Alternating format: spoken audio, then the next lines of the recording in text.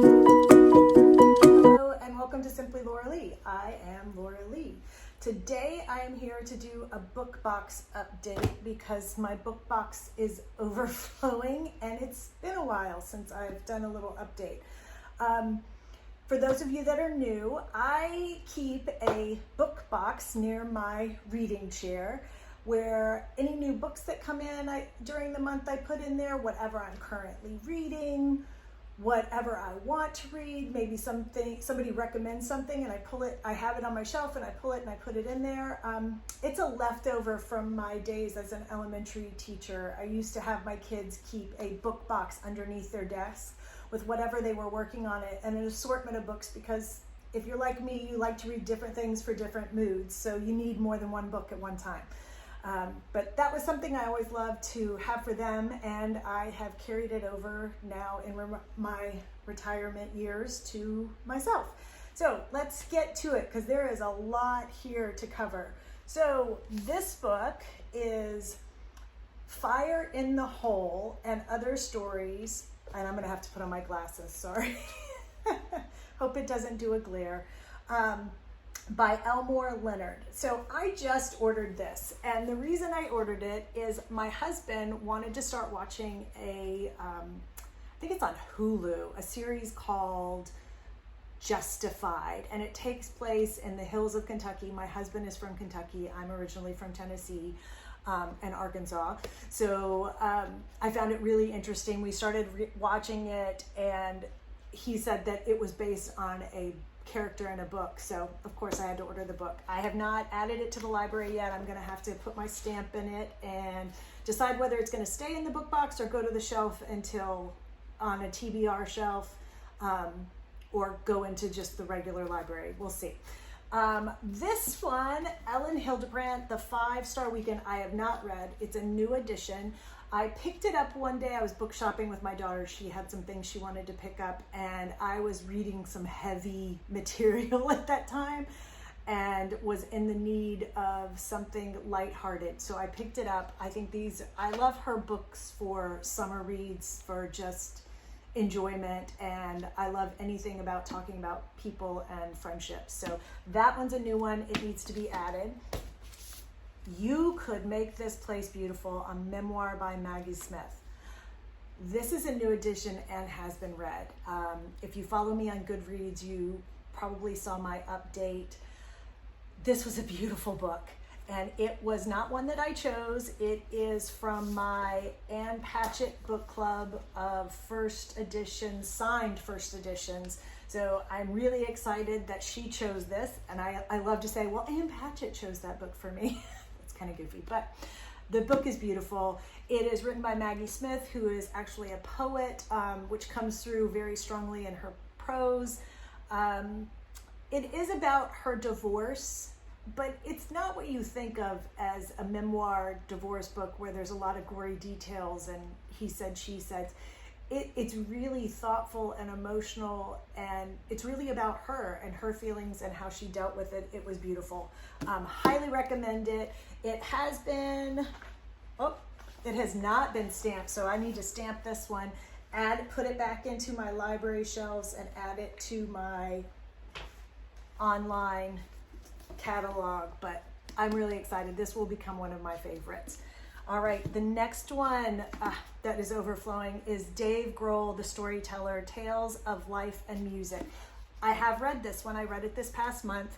It took me a little while to get started, I have to admit. I did not realize, I'm not a huge music person. I love listening to music, but I'm not one of those people that can call out like, oh, I know who that is, or this person did that, and this year I'm just not that good. So I really didn't know a whole lot about him. Yes, I had heard of Nirvana. I had heard of the Foo Fighters. I don't live under a rock, but I didn't really know anything about him. But I love reading about people and their lives and why they make the choices they do. He is so interesting. It really, really, and I fell in love with his mother. I would really like to read his mom's memoir as well. He and I are about the same age, so I found it really interesting. Some of the things he was talking about I totally could relate to, and then other things I couldn't, because when he was listening to punk and, you know, smosh pits or whatever you call them. I was listening to, you know, Howard Jones and Duran Duran. But he is fascinating. He is supremely talented. His mother was an educator. She was a teacher. And the thing that blew my mind is he dropped out of high school, and he was so young that his mom had to come in and sign paperwork with the principal to let him leave so he could pursue his musical career. And as a teacher who you assume values education, which we mostly do, to see that in your child and to be willing to forgo whatever you saw for them for what they see for themselves. I'm fascinated by this woman. I really would like to meet her and hear her story. But this was really fascinating. If you love Nirvana, if you love the Foo Fighters, if you love him, of course you will love it. But even if you don't, I would highly recommend it. Super interesting, and definitely will be added to a keep in the library. Demon Copperhead. I read this one. If you follow my Goodreads, I wrote a little reflection on it. And I actually did, if you follow my blog, I actually did a whole blog post on it because it was that moving to me. This, which is interestingly enough, I was talking about The Justified. My husband said he wanted to start watching that right after I had read this book. And this book takes place in the hill Appalachia, where Virginia and Tennessee meet. Having lived in Nashville, Chattanooga, Memphis, and my husband being from Kentucky, it was very interesting and heart-wrenching at the same time. If you haven't heard about it, I'm sure you have, but if you haven't, it is a modern retelling of David Copperfield, and it's set in Appalachia. It follows this young man, Demon Copperhead, through, and that's his nickname, through the foster care system, poverty, and the horrific opioid crisis that's happening in the hills of the southeastern part of the country. It really fascinated me and interested me enough that I started doing some research. I always thought of Appalachia as basically Tennessee, Kentucky, and Virginia. I was unaware that it actually stretches all the way from New York down to part of Mississippi. I can't remember the number, but it was a huge number of counties that are impacted. It's terrifying, some of the things going on. And Kingslover actually lives in Appalachia. So I think I'd like to read some more of her books, as well as do some more research on what's happening here in our eastern, south, and northeastern states. Fascinating book, really, really good read, and be prepared because there's some heart-wrenching parts to it, okay? So that was, remember I said I was reading a lot of heavier book material? That was one of them. Happy Place by Emily Henry. I have not read this. This was given to me by my daughter. She was visiting this summer home from her master's program, and it was something she read. She said it was a quick read, and it made her feel really good and fun. So she passed it along to me. So it is in my book box. We'll see if I decide to keep it or put it back on the shelf. Tom Hanks, The Making of Another Major Motion Picture Masterpiece, a novel. This is from my Ann Patchett book club. So it is a first edition, and it is signed by Tom Hanks. I have not read it yet. I haven't cracked it. I definitely want to read it. I don't know if it'll be sooner or later, but I am very much looking forward to it, and I'm hoping that she has something in here, whether it's she does. She has a clip on the back. I don't know if you know, but they are very good friends. I find that really interesting. And I love, if you follow me, you know I love Ann Patchett, so Ann Patchett has a new book out, so I have it. I have not read it yet. It just came, I think, last week. It's called Tom Lake, a novel by Ann Patchett. In this beautiful and moving novel about family, love, and growing up, Ann Patchett once again proves herself to be one of America's finest writers. I just love the way she writes. I love her voice. This one is set in the spring of 2020. Laura's 3 daughters return to the family orchard in northern Michigan. So I'm excited. I think it's going to be a warm, cozy book. I could be right, I could be wrong. I haven't done a whole lot of research, but anything she comes out with, it's on my list to get. So I'm excited to read it. What's next? Oh, I Am Homeless If This Is Not My Home, a novel by Laurie Moore. I have not read this. This is another edition. See, I told you it's been a couple months since I cleaned out the book box. This is from June 2023, chosen by Ann Patchett. I'm really excited about it. I think it's going to be a gripping novel, and I will need to get to that. Okay. Oh, Radically Content, Being Satisfied in an Endlessly Dissatisfied World, Jamie Veron. Okay. I don't really know a whole lot about this author or about this book, but I listened to a podcast with her, and I wish I could remember which podcast. I need to write these things down. And I was so enthralled with her on the podcast, I decided I wanted to read her book. So I ordered it. It's here. Let's see. Our Town, a play in three acts. I ordered this, and because I am interested in writing where a setting is a character. I have a town in my head I would like to write about, and I want the setting, the town, to be part of the character. And I actually Googled books where the town is a character, and Our Town came up. I believe I saw the play maybe in high school or something like that. It's been a long time. And I don't read a lot of plays or movie scripts. My son loves movie scripts.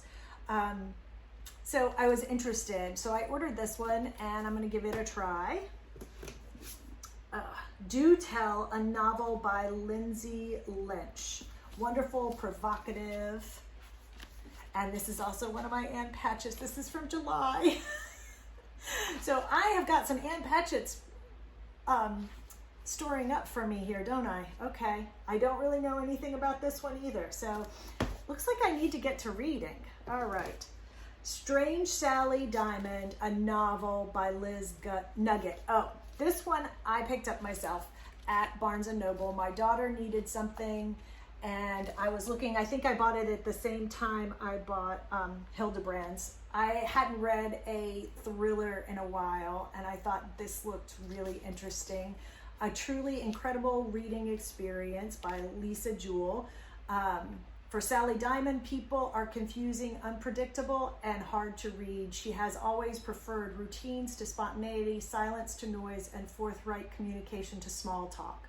Adopted at the age of 7 by a psychiatrist, she cannot remember any details of her childhood before that age. Now 43, Sally finds the truth coming into sharp focus when her past becomes headline news. She endured something unthinkable as a child, and now the entire world knows exactly who she is and was.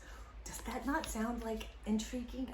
I like, every now and then I like to throw a thriller in there and try to figure things out. And I love anything to do with psychology and personalities. Oh, okay. This one, I actually went to Barnes & Noble to pick up The Art of Teaching Children by Philip Doan. And it, as you know, I was a teacher. I actually listened to a podcast. I do love podcasts with him, and found him intriguing, and decided that this was one I needed to undertake. Not because I'm in the classroom, but because I am still very passionate about education and learning more about different ways to impact curriculum, classroom, and children. So that one also on the TBR. So everything's on the TBR, I can tell you that. How to Be Eaten by Maria Eldman. This is I think it's a retelling of a fairy tale that I picked up. I did pick this one out myself. It's a darkly funny and provocative debut novel that reimagines classic fairy tale characters as modern women in a support group for trauma. I just thought that sounded hilarious, and I wanted to read it. So I grabbed that one. And last, Talking to the Sky by Amy Mayo. Okay, this was a recommendation by one of my friends and former parents of a student that I communicate. We don't live in the same state, but we trade Facebook messages every so often. And I asked her what she was reading, and she said this. And she actually said it was written by her cousin, which I thought was very exciting. And I looked it up and thought, all right, let's give it a go, because it's a Howl at the Moon good memoir. Amy Mayo's story will knock you off your feet, pick you back up, and take you soaring. A memoir of living my best life in a shit show. How could you not want to read that? So this is the book box right now. Oh, and don't forget, the one I actually am currently reading is The Coddling of the American Mind, How Good Intentions and Bad Ideas Are Setting Up a Generation for Failure. Okay, that was a mouthful. So a little background on this. I saw Jonathan Haidt on a evening talk show and just loved his approach to parenting, education, thought process. And my son said, oh, did you read his book? And now I can't think of the name of his first book. I'm sure it's written in here. Sorry about that. The Happiness Hypothesis, Finding Modern Truth in Ancient Wisdom. And my son recommended I read that. I did read it. I loved it. Then he came out with this book, and I was just going to do the audiobook. And I started listening to it, and I was like, ooh, this is some heavy stuff, and I think I need to not only listen to it, but I need to read it so that I can highlight and make notes. So I have just recently started actually physically reading it. I play it in the car when I'm cleaning, doing that kind of thing. I'm not keeping the same pace, so I'm going to hear it. I'm going to read it and hear it. So I get it from two different directions, because I think it's going to be some pretty heavy material just getting into it. They're talking about the generation that I just helped raise. So yeah, it's already had a few things that have taken me aback of like, wow, we got that wrong. So I'm very interested. I will probably be doing a blog post and maybe even a video just on this book, because I think it's going to be a big deal. So that is definitely staying in the book box. The rest of these I've got to figure out, but those that have been read are going back to the shelf. I'll probably keep about 4 in here, and the rest are going to go on the TBR shelf in my office, and we'll get to them when we get to them. And I'll see you next book update. Happy reading. Let me know what you're reading in the comments below. If you're new here, thanks for coming. Give me a like, give me a shout out. Let me know how you're doing and what you're reading, and subscribe if you'd like to see more videos by me. Have a great day. Thanks.